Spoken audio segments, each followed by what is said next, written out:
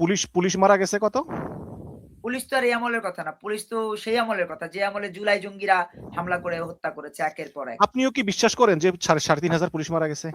আমি কেন বিশ্বাস করতে যাব? এটা পুলিশ বলছে, পুলিশের সদস্যরা বলছে, আমার তো বলার দরকার নাই। যেই পুলিশ সদস্য আজকে বলেছে যে আবু সাইদ গাঁজাখোর, নেশাখোরে মারা গেছে, তার মাথার পেছনে আঘাতের চিহ্ন ছিল, সে একটা রাজাকার, সেই পুলিশেরা বলেছে, আমার তো বলার দরকার নাই। আমি মুমিন মেহেদী তো পুলিশ সদস্য না, যে পুলিশ সদস্যদের সামনে আমার পুলিশ ভাই বোনদেরকে হত্যা করেছে, হত্যা করে ঝুলিয়ে দিয়েছে, তারাই বলেছে, তাদের স্বজনরা বলেছে, তাদেরকে ইন্ডিমিনিটি দিয়ে তাদের কথা বলবার রাইটস বন্ধ করে দেওয়া হয়েছে।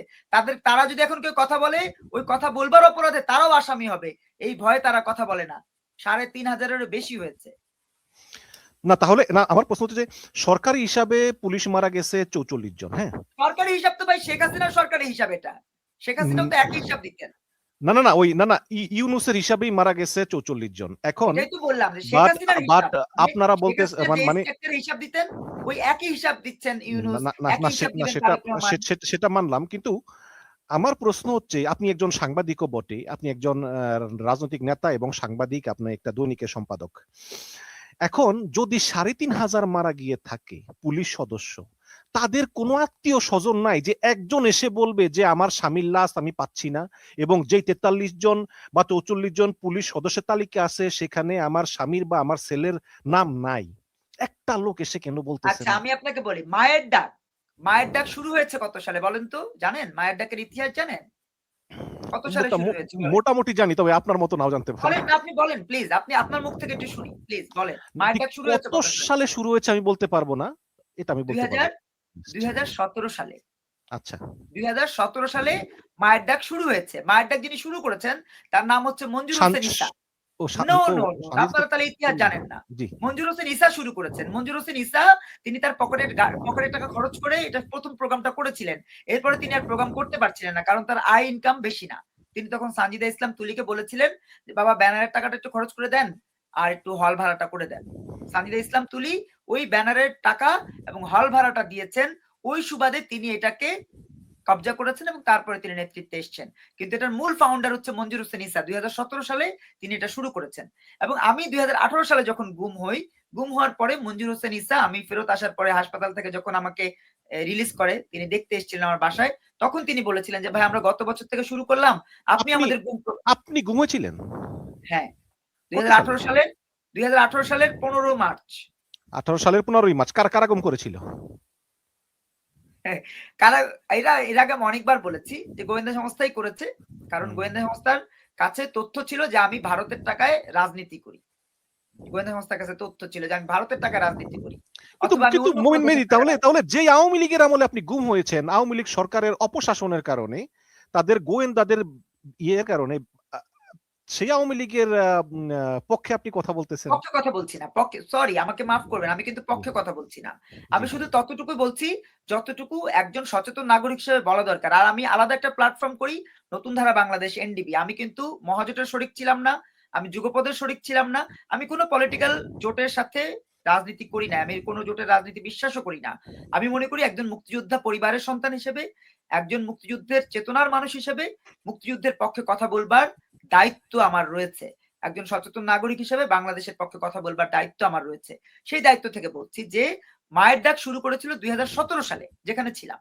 ২০১৭ সালে শুরু করেছে। তাহলে ২০০০ আপনার ৮, ৯, ১০, ১১, ১২, ১৩, ১৪, ১৫, ১৬ এই যে ৭-৮ টা বছর চলে গেল। কেন মানুষ কথা বলেনি? কারণ ওই সময় এমন একটা পরিস্থিতি ছিল, ভয়ের রাজত্ব নির্মাণ করা ছিল যে কেউ কথা বলতেই ভয় পাচ্ছিল। তখন মঞ্জুর হোসেন ঈসার মতো একজন মানুষ চিন্তা করেছে না, কথা বলতে হবে। তিনি তখন কি করলেন? ডিফারেন্ট পলিসিতে গেলেন। তিনি বিভিন্ন সংগঠনের ব্যানারে যেতে পারতেন। কিন্তু কোন সংগঠনের ব্যানার না গিয়ে মায়ের ডাক করেছেন এই কারণে যে মায়ের ডাক বললে আর যাই হোক পুলিশ চিন্তা করলো যে মায়ের ডাক, আচ্ছা ঠিক আছে দাঁড়াক। তো পুলিশ ওই সময় এইভাবেই এই পলিসিতে দাঁড়াতে দিত। মায়ের ডাক বললে প্রেস ক্লাবের সামনে দাঁড়াতে দিত। মায়ের ডাক নিয়ে কথা বলে। আচ্ছা বলুক না। তো বলতে, বলতে একটা সময় ওই মায়ের ডাকই কিন্তু শেখ হাসিনার পতনের ঘন্টা বাজাবার জন্য ভূমিকা রেখেছে। তো এখন যাদের ব্যাপারে আপনি প্রশ্ন আমাকে করেছেন যে পুলিশ সদস্যরা নিহত হয়েছে, তাদের পরিবার কেন কথা বলছে না? এই পরিবারগুলো কথা বলবে। মমিন মেহেদী হয়তো কোনো প্ল্যাটফর্ম করে দিবে। হয়তো অন্য কেউ প্ল্যাটফর্ম করে দিবে। যখন প্ল্যাটফর্মটা করে দিব, দেখবেন ৩,৫০০ পুলিশ সদস্যের ওই বাচ্চাগুলো এসে কান্নাকাটি করবে, যে বাচ্চাগুলো ৬ মাস, ৭ মাস, ১০ মাস বয়সে তার বাবাকে হারিয়েছে। তারা এসে কথা বলবে। আমি চ্যালেঞ্জ করছি আপনাকে। সেই বাচ্চাগুলো কথা বলবে, সেই বাচ্চাগুলোর পরিবারও কথা বলবে। ইন্ডিমিউনিটি এমন ভাবে দেওয়া হয়েছে, এমন ভাবে তাদেরকে চাপ প্রয়োগ করা হয়েছে, কোন পুলিশ সদস্যের পরিবার ভয়ে মুখ খুলছে না। বলে না দিলাম না আপনাদের। একটু সরি, একটু থামাই। সেটা হচ্ছে যে শেখ হাসিনার আমলে আপনি বলছেন যে কেউ ভয়ে মুখ খুলে নাই। হ্যাঁ, এটা খুলে নেন। অনেকেই খুলছে, বিদেশে গিয়ে খুলছে বা অনেকে নিরাপদ থেকে না, খুলছে। না, বাট না, না, না। আপনি বাট ২০১৭ পর্যন্ত শেখ ২০১৭ পর্যন্ত শেখ হাসিনার আমলে যেই কয়জন লোককে ক্রস ফায়ারে গুম হয়েছে, এটা সঙ্গে সঙ্গে কিন্তু ওই পরিবার মুখ না খুললেও human rights watch, amnesty international, আচ্ছা, আইন ও সালিশ আমি আইন ও আপনার সালিশ কেন্দ্র, আমি অধিকার আপনার সবাই ভুলটা একটু কিন্তু ভাঙাই। এটা আমি আপনার এটা ভুলটা আপনার একটু রেজিস্টার ভাঙাই। করেছে। কিন্তু আচ্ছা, এই এই জুলাই আন্দোলনের ২ বছর শেষ হয়ে গেল, এতগুলি মানবাধিকার সংস্থা, এতগুলি লোকাল এনজিও, তারা এই ৪৩ জন পুলিশের বাইরে একজন পুলিশও পাইলো ভাই না যে আপনি ৩২ ভাঙা দেখেন নাই। ৩২ যে কিভাবে ভাঙছে আপনি দেখেন নাই। আর ৩২ এর সামনে মায়েদেরকে কিভাবে মারছে সেটাও আপনি দেখেন নাই। না দেখছি, আপনার আমি চোখে দেখছি, গুলি, আমি আপনার চোখে অনলাইনে কাঠের দেখছি ভাই। চশমা ছিল। আপনার চোখে কাঠের চশমা ছিল।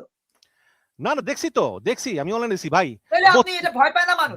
৩২ আরে ভাই ৩২ ভাঙাকে সমর্থন করে কোনোদিন আমার একটা বক্তব্য আপনি দেখছেন? কখনো দেখেন নাই, আমি দেখবেনও না। আমি আমি সমর্থন করার পক্ষে, সমর্থনের বিষয়। আমি বলছি যে আপনি কি দেখছেন যে কিভাবে মারছে?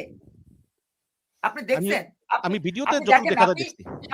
শাম্মী আহমেদের বাসায় যারা টাকা আনতে গেছে, তারা কি করছে জানেন?